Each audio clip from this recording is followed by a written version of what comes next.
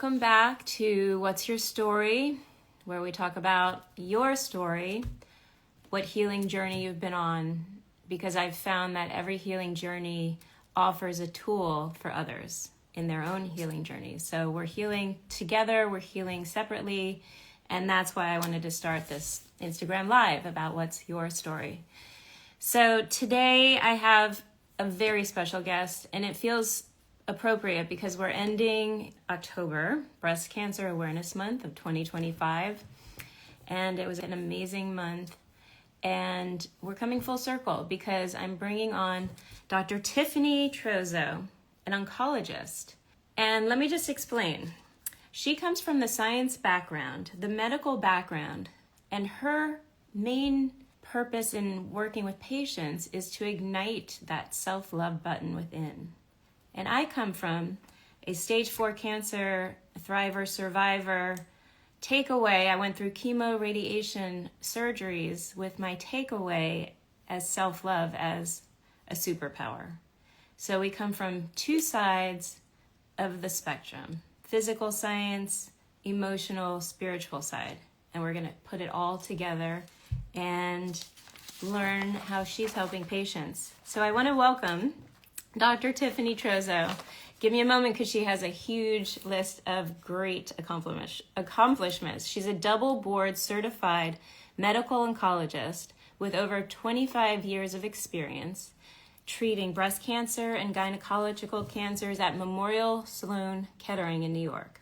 She's treated thousands of women through some of the most emotional and complex diagnoses, and now is the founder of Winning the Cancer Journey and Second Look Oncology. She helps women find clarity, confidence, and calm through personalized consulting and concierge care. She's also the host of the Empowered Patient podcast, where she transforms the doctor-patient relationship and reminds us, when it comes to cancer, you must put yourself first. Hi. Hi. Oh my goodness. There's always like a little panic of like, what's happening? I can't find her. I can't invite her. Where is she? Ta-da! Here I am. Yay. All the way from New York. And you're in California, right? I'm in California. It's very sunny and hot today. How's the weather there? Not sunny and hot. It's well, it's fall. Fall is nice here. I don't like fall is very nice. Yeah.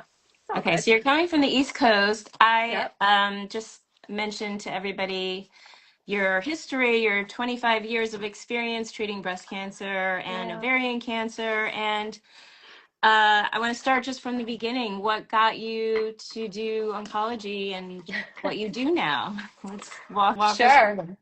So there's so much, but I started at Princeton in molecular biology because I loved the science. I thought it was the coolest thing in the whole world. And for anybody that's, younger than me, the things I was learning there that seem to be cutting edge are now in like kids' textbooks now. So stuff about DNA and how it replicates and oncogenes and stuff. The science has moved super quickly.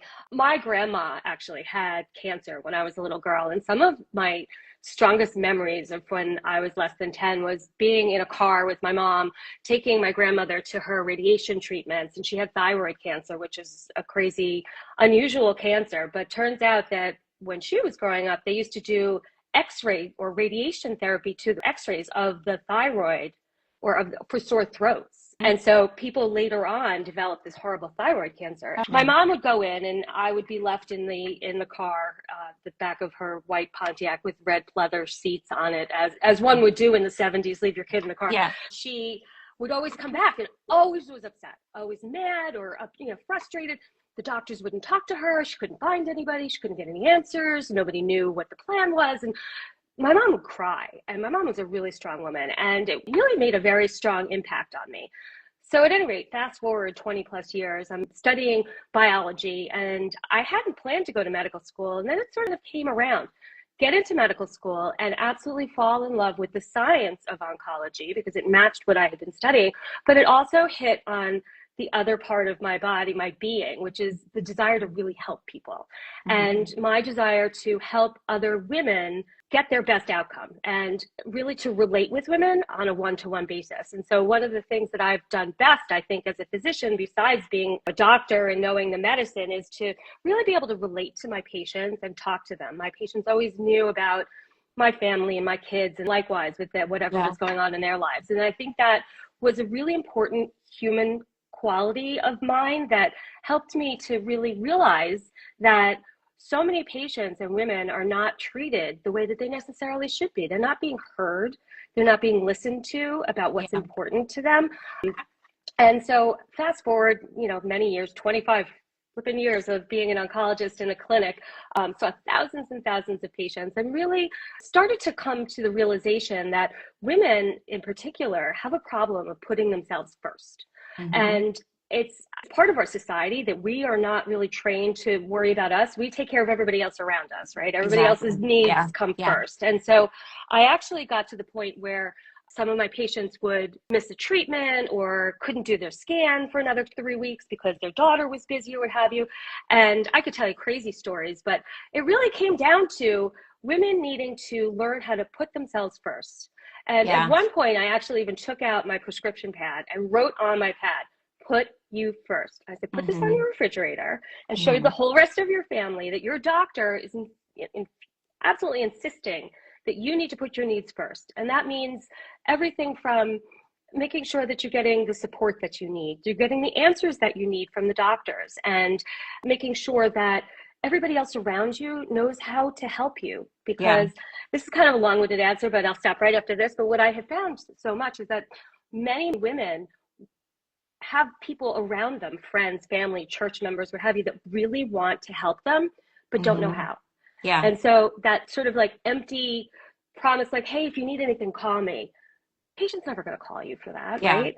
And so, we'll get into this a little bit more, but part of what I'm teaching people is how to utilize that help and how to really put it to your own advantage. So that's what's so cool about when we met, it's like you come from the knowing, from the science background, and from seeing all the patients. And I, as a patient, I remember kind of going through treatment and surgeries and learning, wow, women don't know how to receive. I didn't know how to receive. I didn't have much self-love. I was always so critical and like, what can I give?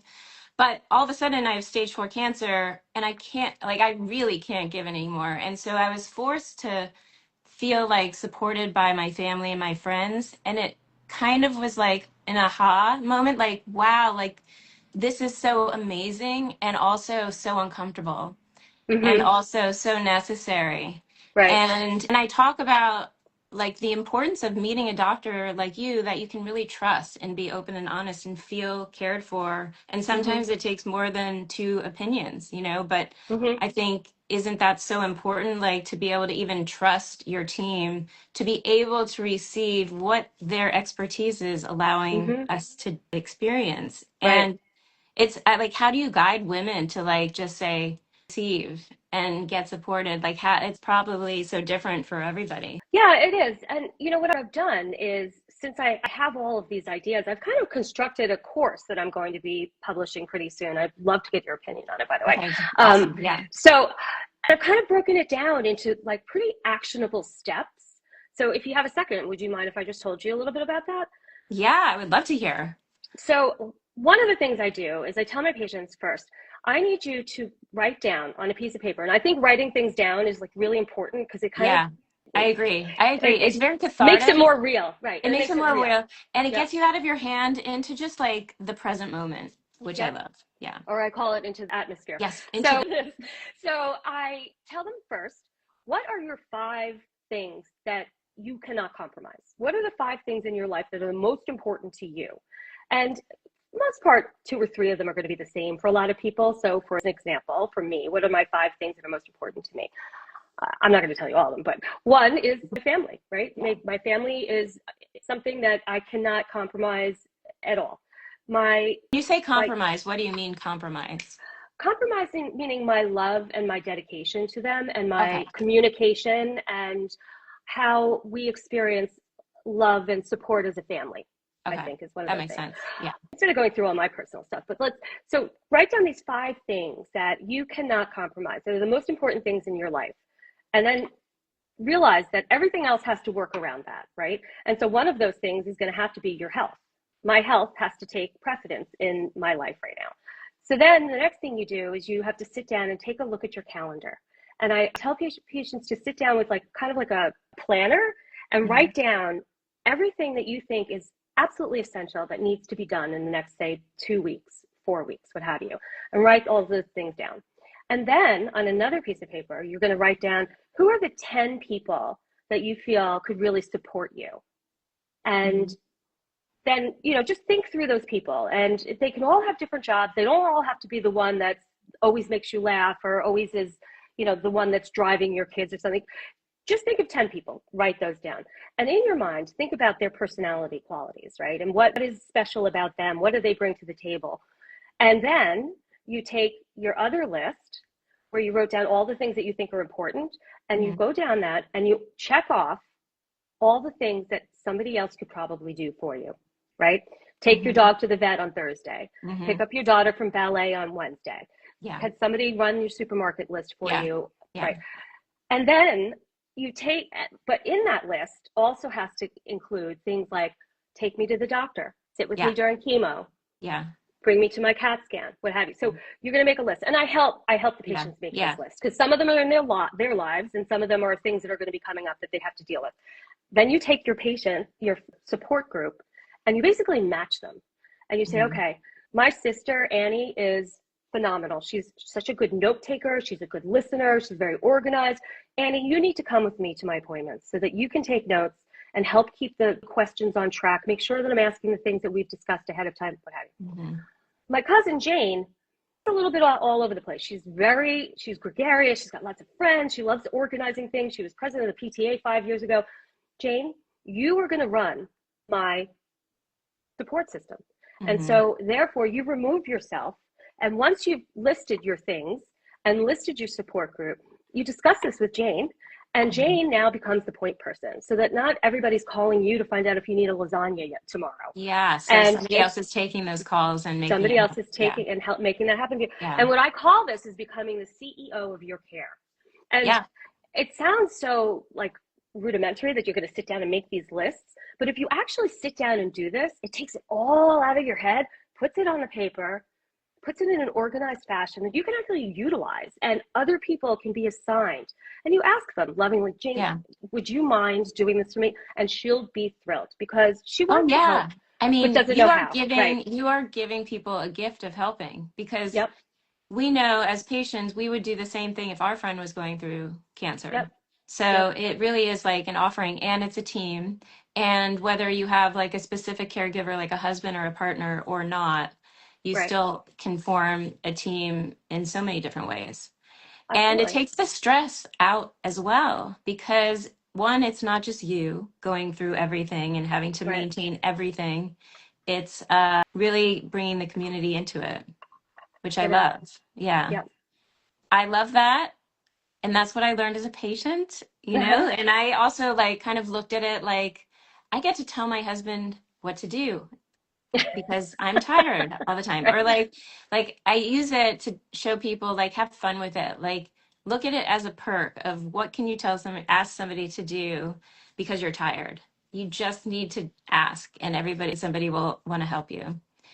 So that's like really good advice. I really like that. And I want to ask you, because I know you've been in this for 25 years plus, 30 years plus. Was it 1 out of 8 people being diagnosed with breast cancer way back then? Or do you know, like, when that statistic kind of was 1 in 8? I'm just so curious. Like, did it get better or worse? Or no, it got worse. It got more common. It got more common. Yeah, it used to be like 1 in 10, and then it was 1 in 9. Now it's 1 in 8. I would actually question if it's even higher than that now. I don't know the last time that they did those statistics, but yeah, I was just at an event. They said it's still 1 in 8, but they said the better thing is that people are dying less from a breast cancer diagnosis. Yes. Yeah. Okay. What event were you at? The Susan G. Komen More Than Pink walk. It was such an amazing experience. I'm so glad that my foundation was able to donate 500 chemoleptodes. I got to hand them out to 500 patients and survivors and talk and connect. And there were about 5,000 people at the event. Wow. So it was huge. Yeah. Did you ever connect with Yolanda, by the way? I did. We exchanged emails, and then I have to follow up again. I haven't heard from her in a while. We were going to try and find a time to chat, I think. I Yeah. think you should definitely chat because next year. So I went to a pre-event, which was the day Hmm. before, which had a panel of doctors. One was my radiologist from UCLA, Dr. Uh-huh. McCluskey, and then there Hmm. was like a breast surgeon, a breast oncologist, and there were like four doctors talking from different angles. I could see you on a panel next year or something like Oh, that. I would love that. That's right Yeah, up my alley. That's no, wonderful. it was good. And what I felt mostly was that everyone is part of the same mission. There's Hmm. no like, I know best or, this hospital is the better one. Everybody is together raising money, Yep. supporting each other, and building a world where one day we won't have cancer or breast cancer. So, Yeah. Yeah. so Very it, it was collaborative. it was really great. And That's wonderful. yeah. Okay, how did people like find you first of all? Hmm. And is it all different ways? I know you're used to treat patients at Sloan Right. Memorial Yep. Kettering, um, Yep. and you don't anymore Right. there. Okay, but you still Correct. see patients. I still see patients one on Okay. one. I do things at different levels. So try to meet patients where they are. Some patients just need guidelines and need me to help them to organize their thoughts and to organize their plan and that sort of thing. And some patients want more of a deeper second medical opinion, like, am I getting the right chemotherapy? Or do you think I should Mhm. take this CDK4/6 inhibitor type of thing? So most of my patients now are coming from either referrals from Okay. old patients of mine or old patients of mine that are re-entering into my system. And I serve as a sounding board and a second opinion. So the beauty of what I do is since I only take patients on one right now, I have so much time. I sit down with them and I'll take their pathology report and their PET scan report, and I will interpret for them every word in there Yeah. so that they can actually teach it back to me and understand what exactly a Ki-67 is and Hmm. whether or not there's a mismatch repair protein or what HER2 low is or what have you. And so What it's is a wonderful. K 19 or whatever? What is that? So Ki-67 is a Yeah. score, it's a percentage. They Okay. look at the cancer cells under the microscope and they see how rapidly they're dividing. And so it's a percentage that they'll score it from 0 to 100. The closer it is to 100, the more rapidly dividing the cancer cells are and the more aggressive or active the cancer is. Okay. So a low grade cancer, like an ER positive low grade cancer, would probably have a lower Ki-67, maybe 20. Okay. It's growing very slowly, whereas a Okay. triple negative cancer might have a much higher Ki-67, meaning it's growing much faster. And Okay. that's often you can correlate that with what the patient sees themselves. So taking the triple negative patient, for example, it's not uncommon to see a woman who's like, this was not here 2 weeks ago. I'm Yeah. positive it was. And it Yeah. seems to have grown overnight. And that's really actually, so the Ki-67 captures that, but on a molecular level. And that's part And of the biopsy, or that's part yeah, of, okay, part of yeah, they the run it on the biopsy results. pathology. Yep. Yeah. So they'll Okay. run it on. What's actually interesting is that sometimes you'll see the Ki-67, say a triple negative patient, and the initial biopsy might be really high. And Okay. then they get neoadjuvant or chemotherapy before surgery to help shrink down the tumor so it's easier to remove. And when they finally do take the tumor out, the Ki-67 might be even lower.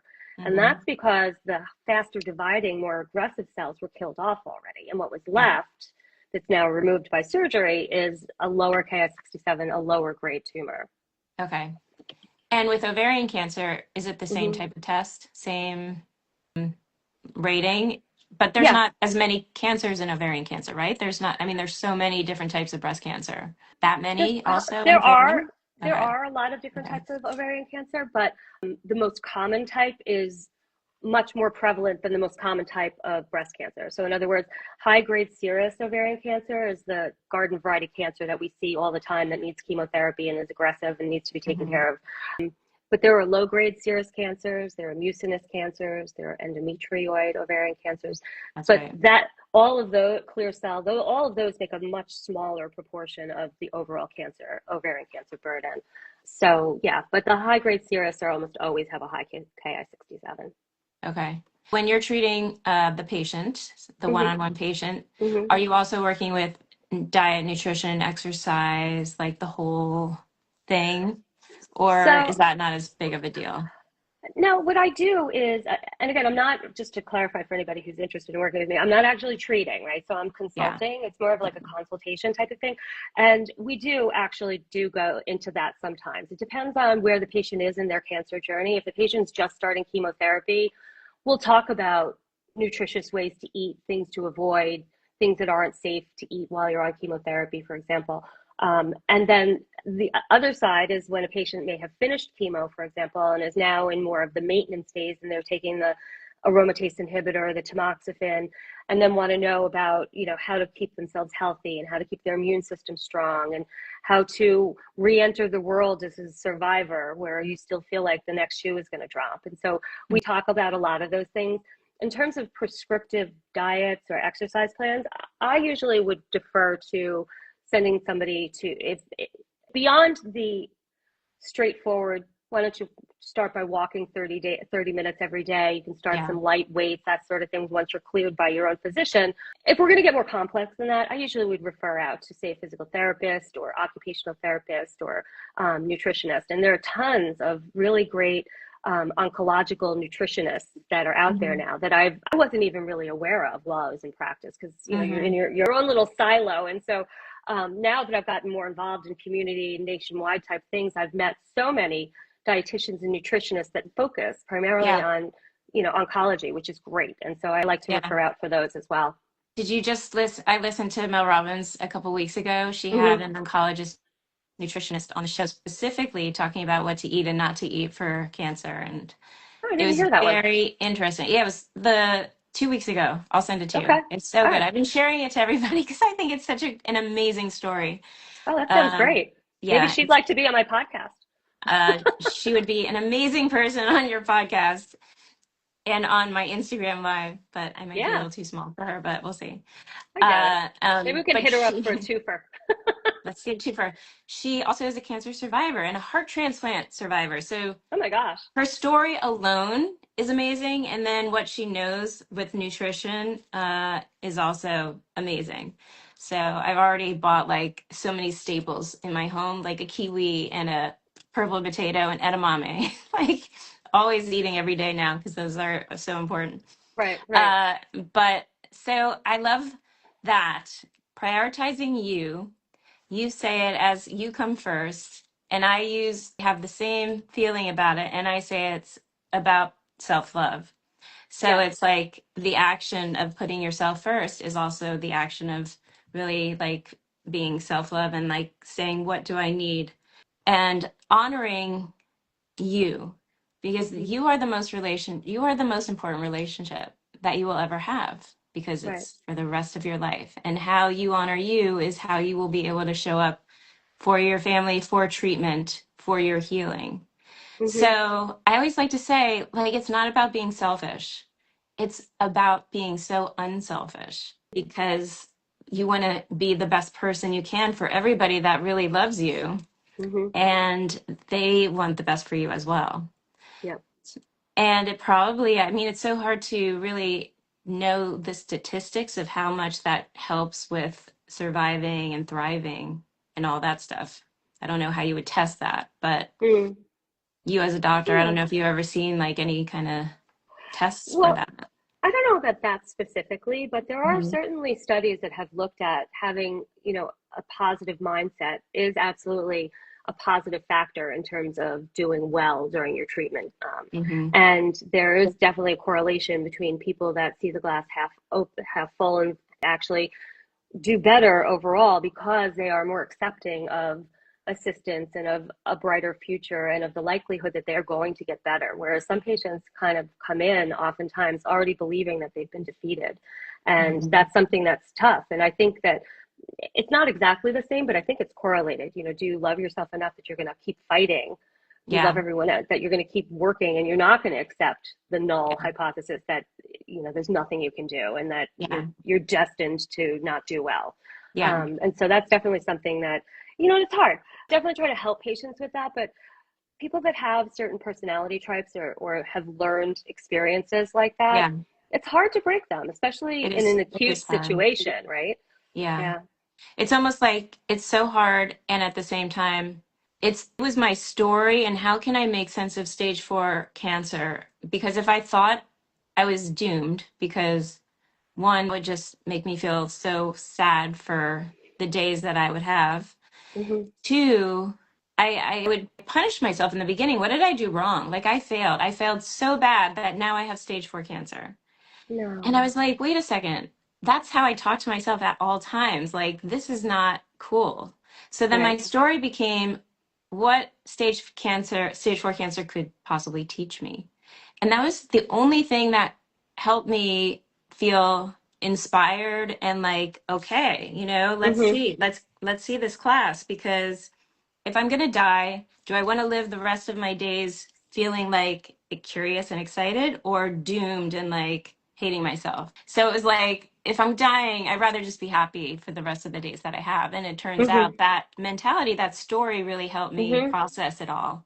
Sure. I think the power of our minds and what stories we tell ourselves, if we can just get aware of what is the story that's going on right now, like understand, like, I am feeling defeated. Maybe saying that's a story. That's a story that started maybe from my childhood.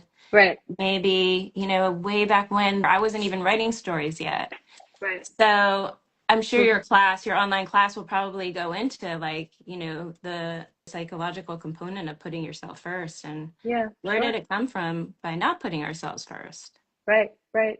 That often, there are a lot of psychologists and psychiatrists out there that work in that specific space also that I find very fascinating, some of that work, and how unlearning or completing the thought or the process that had started so many years ago when you didn't feel like you were enough, or you didn't feel like Mhm. your parents approved of you, or I don't know, you didn't, whatever, your spouse cheated on you, and so you develop this negative impression of your life, and those traumas carry with you.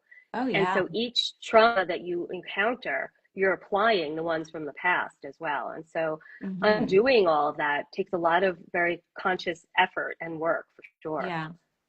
No, even like perfectionist mentality too, and needing to be perfect to be liked or to prove yourself, and always like trying to achieve and being so afraid of Yeah. failing, which was kind of my issue just from a gymnastics background. And, my worth was in my scores and how much I weighed on the Hmm. scale kind of thing. So Oh, if, wow. if we But also, think you had such a successful mom. That must have been tough to follow behind.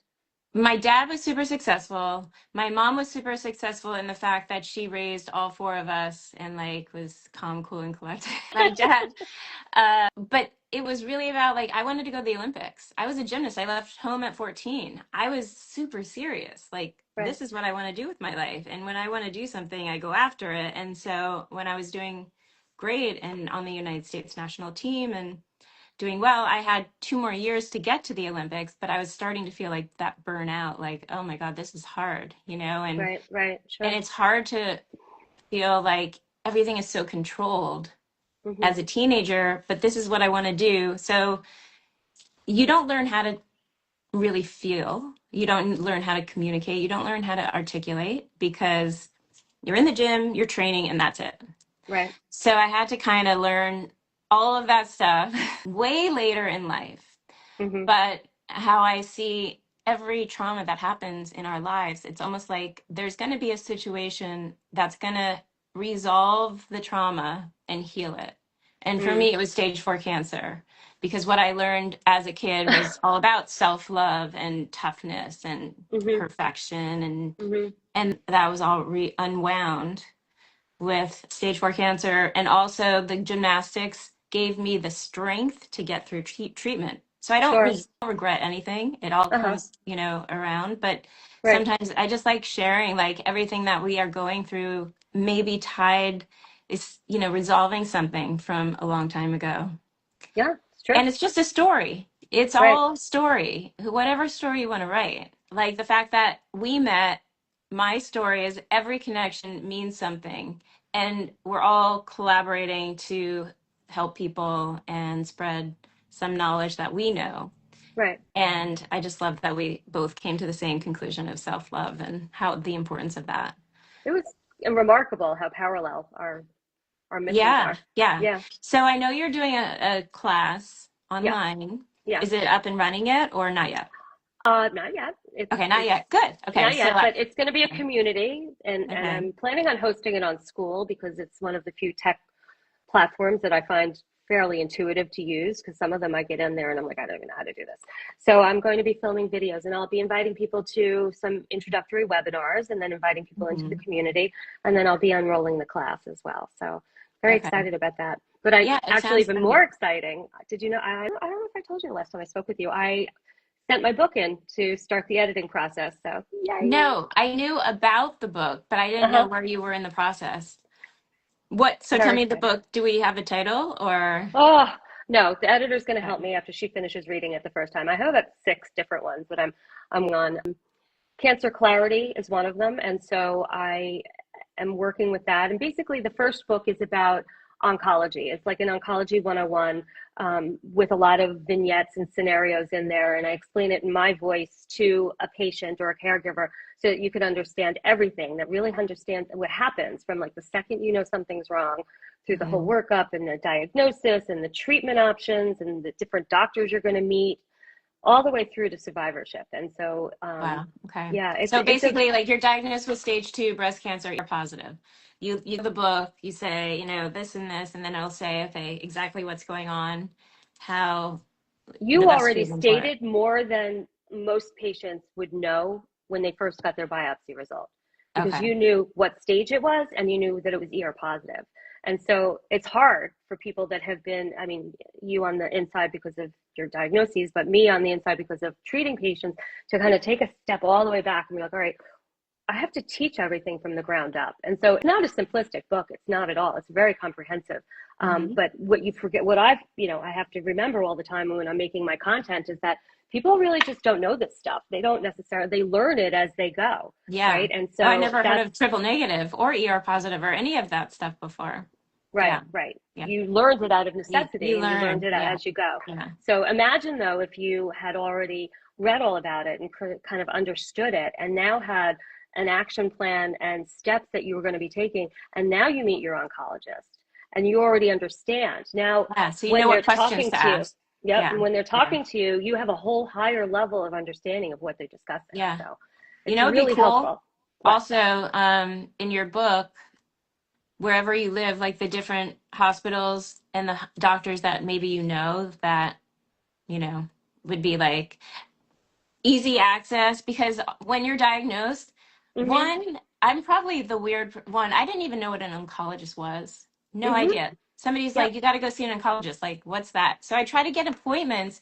There's so many wait lists to get in to see an Oh, oncologist before you can even decide what is going on. And it's the most stressful time, I think, when you're yeah. newly Yep. diagnosed.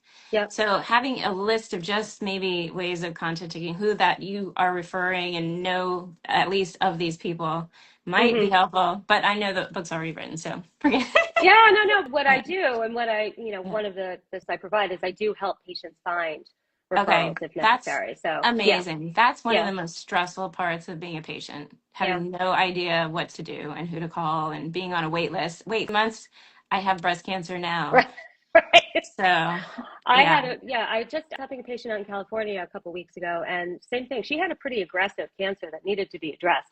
Excuse me. And she consulted with me, and she told me out. She had a surgeon appointment in 3 weeks. She had another one in 4 weeks at this place and the other place. I'm like, no, I'm gonna call back. I'm gonna get you in. And so, yeah, and it wasn't even just an insider. It was a matter of me pointing out that that was unacceptable, and that yeah, with the type of cancer that she had, she shouldn't be waiting 4 weeks just to see the surgeon and then wait to get the yeah, surgery type of thing. yeah, Some cancers it doesn't so important, but with this particular one, it was. And yeah. so, that kind of thing is frightening, and it's frustrating. It's very frustrating. So, It's frustrating, and sometimes we don't want to fight, but we need to fight for our rights. what you It's need like to put you you need to first, put right? you I mean, first. if Yeah, you have to imagine that sometimes the person that's taking the phone call, that's doing the scheduling, she's been doing this all day. They've beaten her up 15 times. She's exhausted. She's burnt out. She doesn't look. There's nothing left, lady. What do you want from me? Well, there's always something else. And yeah, could you show the doctor my scan, because I really think that I need to be seen sooner. But again, a lot of that is tough, because if you're new to the whole oncology world, how do you know what yeah, needs to be more urgent and what doesn't? So yeah, yeah, we just patient navigators. yeah. And I'm not as an oncologist, but I think that should be a whole field that's opening up, That's that Yeah, Yeah. sounds like an amazing thing. So this is your first book coming out with a whole collection, or is it just this one coming out first, and then it would be another book, and then another and another? Well, I have a second one that's already written. So the first Okay. one is the Cancer Clarity, and it's again the like treatment side of it. And Yeah. I go all the way through herbals and Oh, integrative good. medicine. Like Okay. I include all that stuff in there, survivorship. The Awesome. Okay. other book is called The Empowered Patient, and Mhm. that's what my online course is going to be based on as well. And The Empowered Patient is in second draft form right now. So once I get through this process, then I'm going to move on to that one. And the Empowered Patient is my program where I discuss and explain how to navigate through the system and to organize yourself. So Mhm. it's a Oh my whole gosh. This sounds amazing. And something, so my foundation is all about empowering patients and giving back to research. We'll have to have your course when it's done offered yeah. also on my website. Oh, I'd love So they that. can That'd have be like great. ways of finding it. Is it a course where it's just a 6 month, 3 month, 1 month? Is No, it like when you're going through treatment, or it's just a course for as long as you want? so it's outlined right now to be 12 weeks. Okay. And every week there'll be a new episode or portion that's dropped. And Mhm. it's based on my three pillars, which are clarity, confidence, and community. And Okay. then there's work that you need to do within those. And you need to, it's a little complicated. I wish I had brought with me, well, I can post it on my Instagram if anybody's Yeah. interested. My like that you can see it. It's all outlined there. And so basically like there are 12 different lessons that you need to learn to become an empowered patient. And I walk you through all of those. And some of them, Mhm. for example, is just organizing yourself. And I Mhm. go through a whole system of how to best organize your medical records so that they're convenient and at your disposal. And I threw a whole lesson on how to actually document your appointments, your treatments, your symptoms, your side effects, so Yeah. that you have a tangible thing that you can bring to your doctor's office and be like, okay, 3 days after chemotherapy, I was extremely nauseous. Or 5 days after chemotherapy, I was pouring diarrhea. Sorry. But you know what I'm Mhm. saying? And like, because a lot of Yeah. times patients would come to me like, oh, I didn't feel good. Yeah. I can't help with that.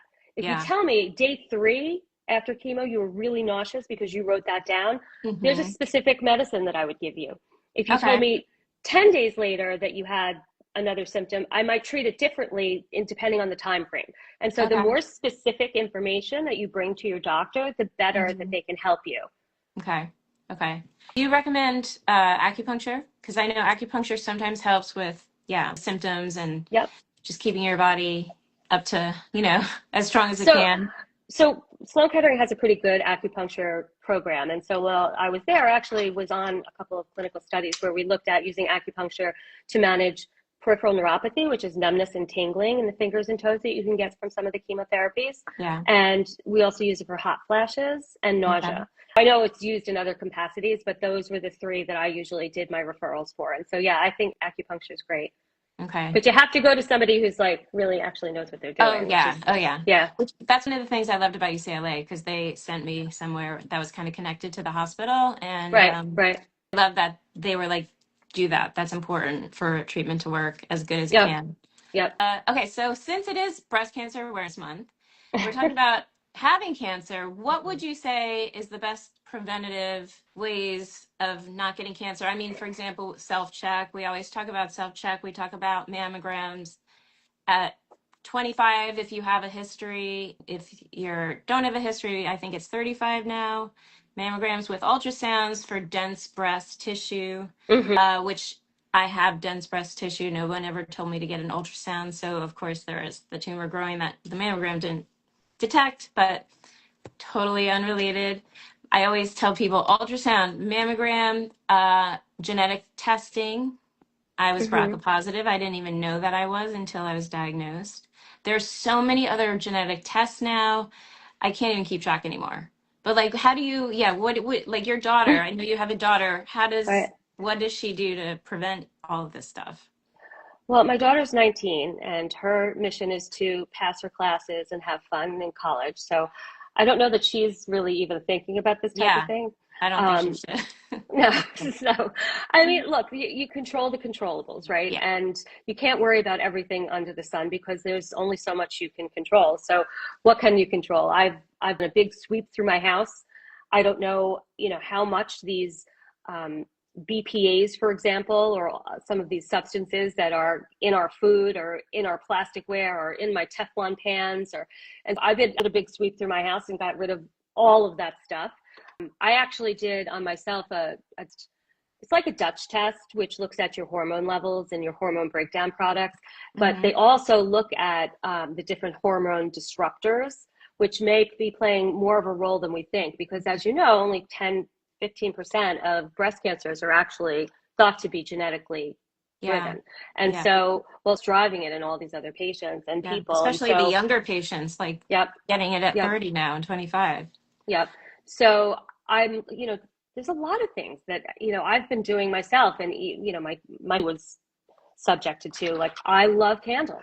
I love candles. I must have a candle for every season, holiday, right? I always had candles burning, or I had plug-ins in the wall because I have animals in my house, and so I never wanted it to smell like dog here. But all of those things contain forever chemicals and things that are toxic to you. And so, now I've switched brands, or I've stopped using candles and various different things. And like I said, I got rid of all my plastic Tupperware. I got rid of all my Teflon. Now I use stainless steel pans, which I don't really like, but and if they find something that's wrong with those, that's what I'll use. But, on the other hand, there's keep your weight stable. Try not to have massive increases or decreases in your weight.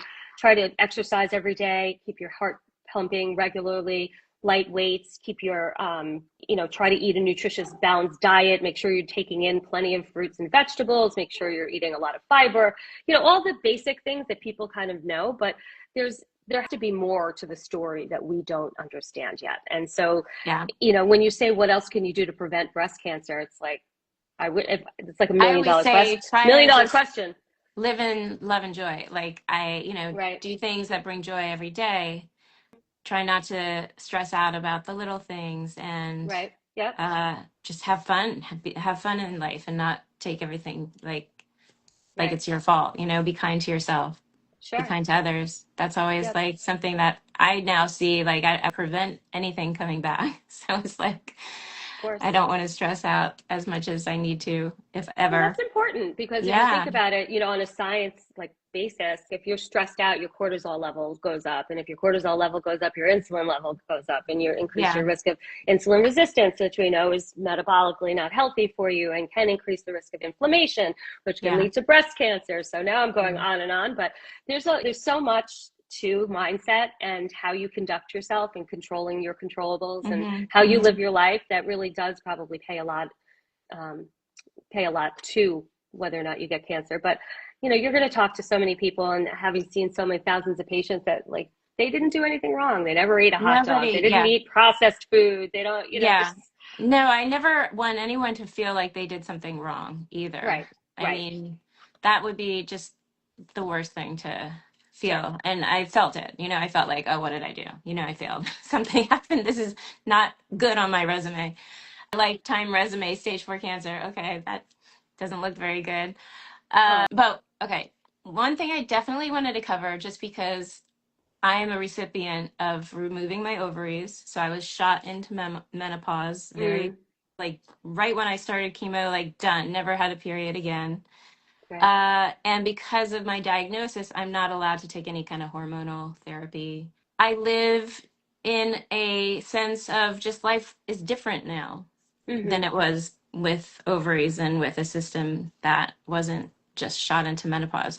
Is there anything we can do as women that is healthy, and ways of, not putting any hormones in our body, but doing anything? Can I just clarify, though, because I'm sorry, I don't remember what you told me or not. Is your cancer ER positive? No, just triple negative. And so why did your doctor say you can't have hormones? Because of the stage and the he wanted to remove any kind of risk with it coming back. Okay. Well, it's not the time and place for us to debate that now, but I don't know that you couldn't get another on that, because by definition, ER negative cancers don't respond to hormones. But, I think that when I look at a patient that is not going to take hormone replacement therapy, you really need to break down the different symptoms that we're trying to right? And so, for example, vaginal dryness. This is very common in young women, and especially women that that are still looking to have sexual activity.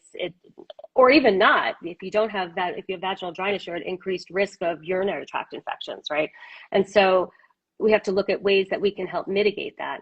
Now, there actually have been many studies that have been published now, and it's becoming almost that all women with breast cancer can take vaginal estrogen, that it's not systemically absorbed to any significant measure, and these have not shown an increased risk of recurrence or new occurrences of breast cancer with vaginal estrogen. And so that's one thing that can help a lot of women. And, since this is an evolving science right now, sometimes women will actually have to bring that information to their own doctor and be like, can I have this? And this is why, so anybody that's interested in more information on that can certainly contact me on Instagram. Great. Yeah. And there's that. And then, what other symptoms are we looking at? If you're talking about hot flashes, for example, or night sweats or difficulty sleeping, there are new drugs that are out there that look like they're safe for breast patients to take.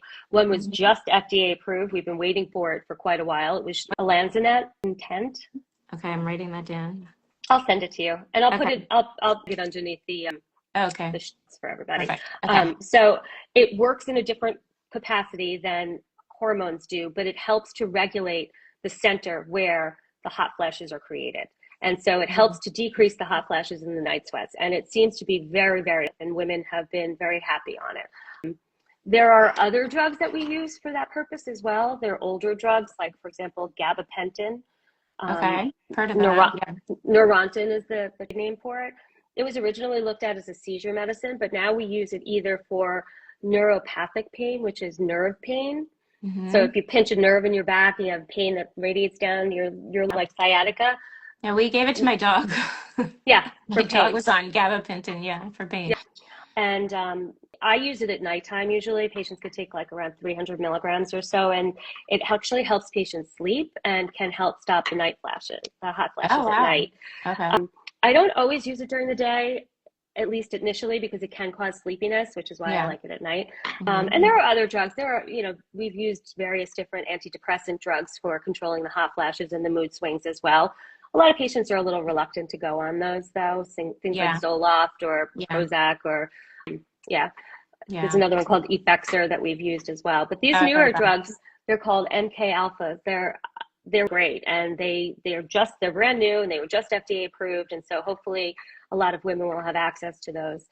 But then there's other things that are more difficult to control without hormones, such as your bone density, right? So I'm borderline osteopenia. Right, and so a lot of women, if they're not going to be on hormone replacement therapy, the two options that are actually pretty interesting, if you're not already on an aromatase inhibitor or something, there's one drug that's called Evista, raloxifene, and that's FDA approved for the treatment and prevention of osteoporosis and osteopenia. And it's a sister drug to tamoxifen. So so it's not a shot. It's not like one of those. No, that's a pill. That's a pill. And the reason why that's great is that it'll help your body build the bone, but it also helps prevent breast cancer or positive breast cancers. And then, the other options are the pills like Boniva, which you could take once a month, or there's Fosamax is out there. And then there are the injections. We use like Prolia. Once a year or twice a year, something like that. Yep, there's two different ones. One's an infusion that's once a year, that's the Prolia. And then there's another one that's an injection twice a year, and that's the Reclass. Or maybe it's the other way around. I haven't done it for osteoporosis prevention personally. And then, then you have to look at the cardiovascular risk and the metabolic risk for not having the estrogen. And so, women that go into early menopause, you really need to make sure that they are doing weight-bearing exercise, that they are keeping themselves metabolically healthy as best as they can. But it's it's a job. Then again, it is a job. It's like a whole job, right? Yeah, it's true. It really is. Yeah. But if you want to stay alive, you got to do the job pretty much. There could be, I mean, yes, we get to age. That's how I like to look at it. I get to get older, and I will do my best to get as old as I can. So, okay, I definitely kept you on a long time. I want to ask you. Great. It's so much fun. I am so interested and curious, and sometimes there's so much information, and there's so many things that deal with one issue. Yeah. And then we have to decide what to pick out of 10 things when I just want my doctor to say, in your case, this is what you do for this. Like, you know what I mean? Like, Hmm. there's so much research that goes into just deciding what's best for me.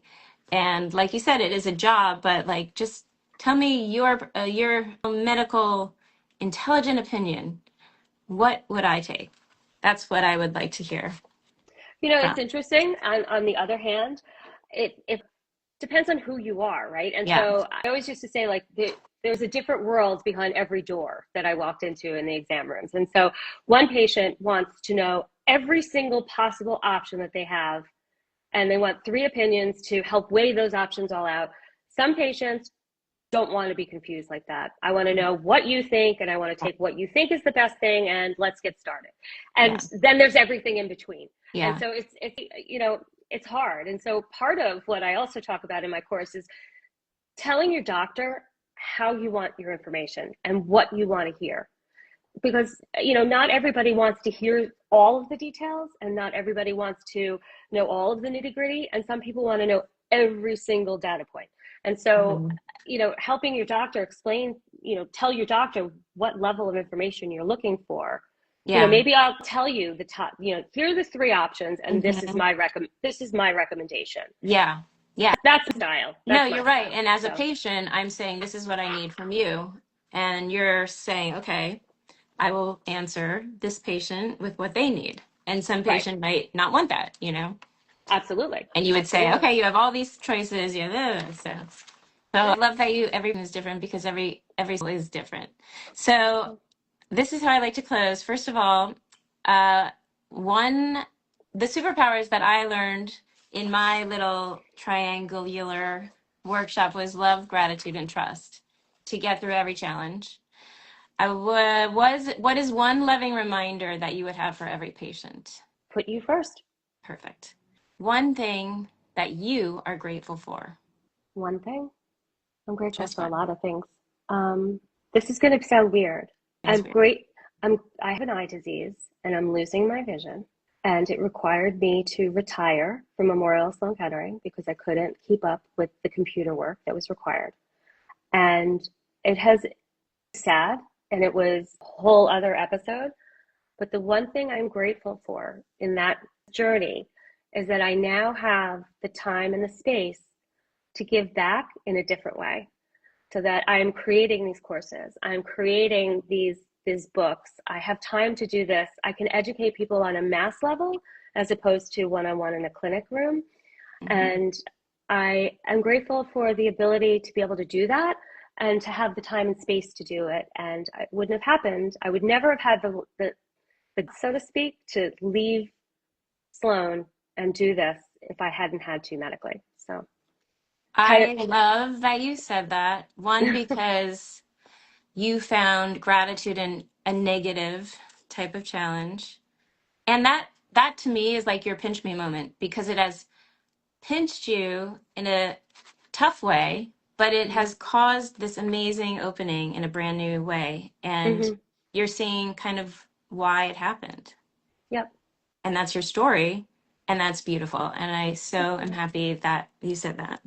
One thing patients can trust about themselves. Ooh, their instinct. And they should always trust their instincts until they're proven beyond a question of a doubt that it's just an instinct and it's wrong. Because most of the time, you'll talk to patients and they'll say, I knew something was wrong when, I knew this didn't feel right, but I tried to tell my doctor, but he wasn't listening, and I knew something was wrong. And I think almost every patient that you'll ever talk to will have one of those moments where they had an instinct, and for whatever reason, it was dismissed. And they look back and think, I'm recalling some of those that happened to me too. But if you could slip one message in the love tote that gets sent to all of our intentional consumers that are supporting the brand and giving back to cancer research, what would that message in the love tote be?